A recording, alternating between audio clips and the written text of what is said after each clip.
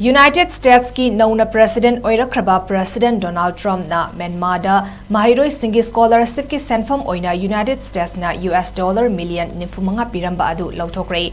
White House da wangang bada President Donald Trump na hai scholarship ki damag $1 million nifumanga haibasi yamlaba Senfam amani hariba Senfam singasi kadai da chotkrabagi haibasi aina ngasi numit chuppa ama haibada loiroi.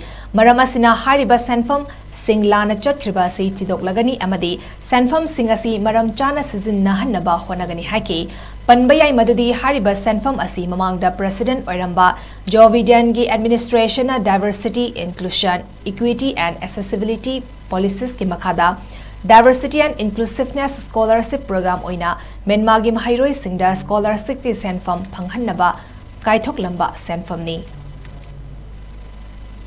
We also blocked $45 million for diversity scholarships in Burma. 45, that's a lot of money for diversity scholarships in Burma. You can imagine where that money went. These were the types of payments and many others. I could stand here all day and tell you things that we found, and we have to find them quickly because we want the money to flow to proper places.